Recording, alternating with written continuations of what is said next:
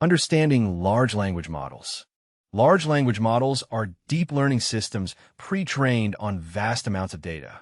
That data comes from public internet text, licensed sources, and curated datasets, helping the model learn language patterns, relationships, knowledge, and some reasoning.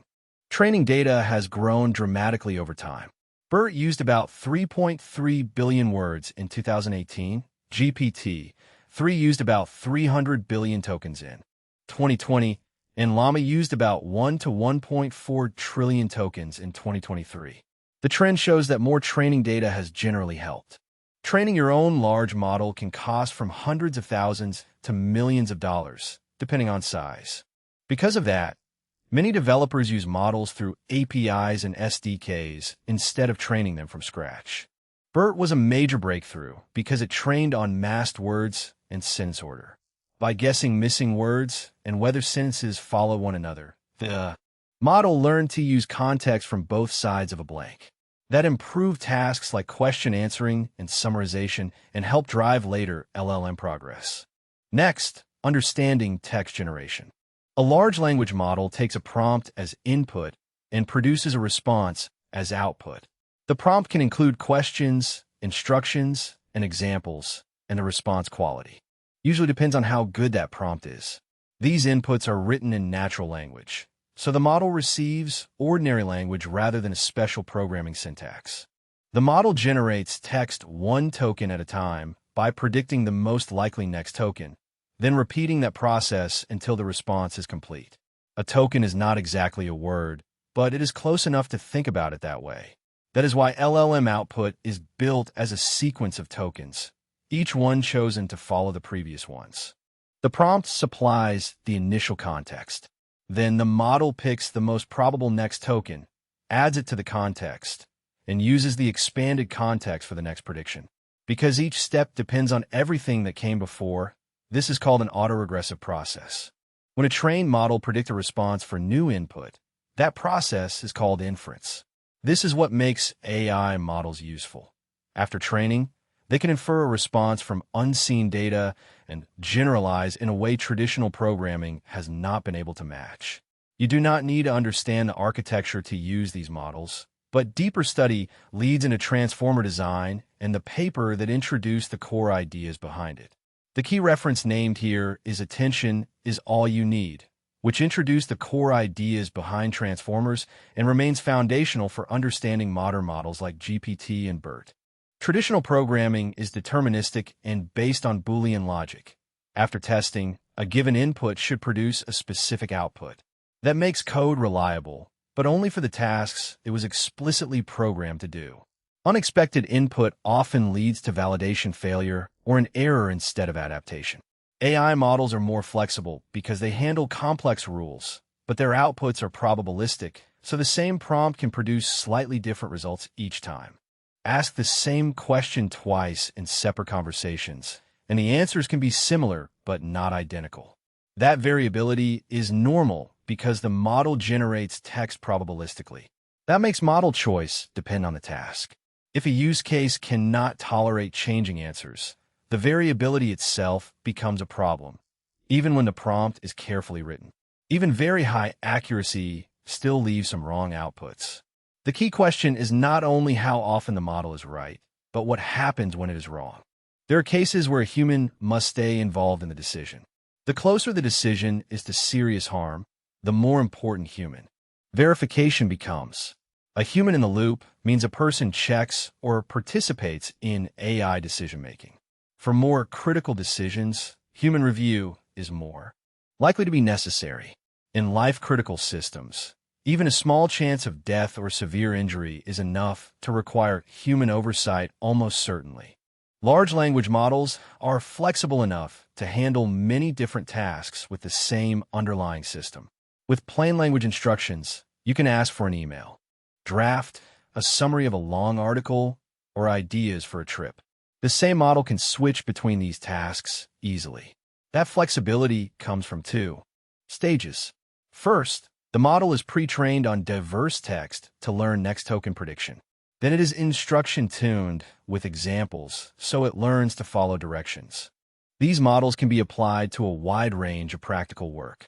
One common use is writing and editing, including emails, drafts, and rewrites. Another common use is summarizing articles, reports, and transcripts. Large language models are commonly used for classifying text and extracting key fields, translating between many languages, and reasoning by explaining steps or outlining approaches. They are also useful for coding tasks such as snippets, refactors, and tests, and they can perform as chatbots and AI assistants. Some models are fine-tuned to handle these tasks, and other specific jobs even better. If this feels overwhelming, examples and prompting techniques will make these use cases easier to work with. Now, the focus shifts to limitations. The goal of artificial general intelligence is a truly general-purpose system. Large language models are not that, at least not yet. They are powerful at understanding requests and generating responses, but they still have limits. These limitations are not complete, and more will appear later. The key warning is not to assume large language models are always the answer, because one tool can start to look like the answer to everything. Developers should make informed technology choices based on the specific business problem. That means understanding the tools available, their limitations, and the trade-offs involved. Some problems simply are not a good fit for large language models, just as with any technology choice. One important limitation is limited training knowledge. An LLM only knows what was in its training data, and that data stops at a cutoff date.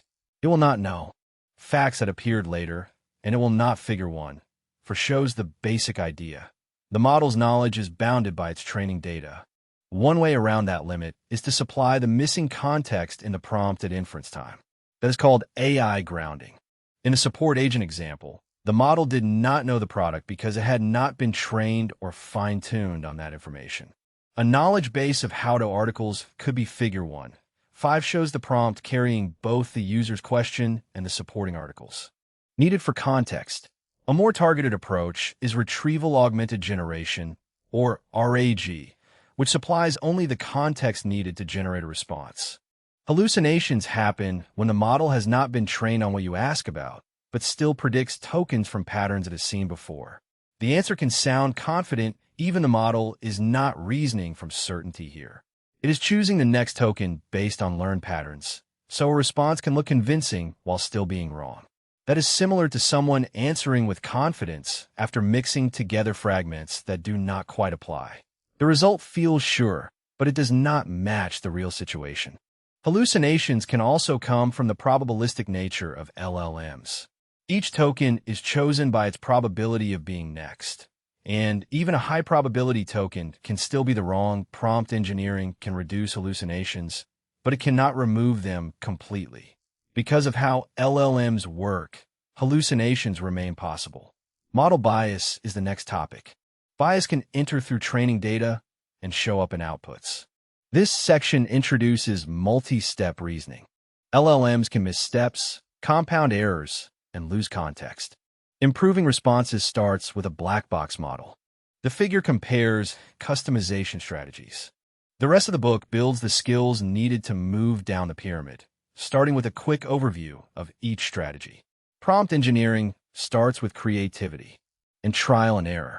The aim is to write prompts that add context, instructions, and examples so the model understands the intent and produces a good prompts are. A major factor in success with large language models. They are built by shaping the prompt so it gives the model enough context, clear instructions, and useful. The easiest and most cost-effective starting point is prompt engineering. You create prompts, test the model's accuracy, and if the results are close but not precise enough, you keep moving. Context engineering includes prompt engineering plus the system pieces needed to manage context efficiently inside a prompt. Context engineering is the careful work of filling the context window with the right information for the next step. In practice, that means giving the model only the information it needs and arranging it clearly so the next step is easier to complete. The context window is the limit on how much prompt content can be sent to the model. When supplying context, include only the needed facts, such as document snippets, search results, or memory, and keep them in a clear order. This matters even more in multi-turn chats. Sometimes context alone is not enough. If the model itself needs to become better at a specific skill or adopt a specific style, fine-tuning is the next step. Fine-tuning takes an already powerful model and trains it further on specialized data, shaping its core capabilities to fit the application more precisely. Custom models come after these approaches in the pyramid, extending the path toward more specialized solutions. Custom model building is outside the scope here. The focus is on using APIs and SDKs to integrate pre-trained models, while model building is left to AI architects. Traditional software follows fixed instructions, so new workflows require changing the system. Agentic AI systems are different. They can operate autonomously, make decisions, take actions, and adjust behavior over time by coordinating tools, APIs, or other AI models.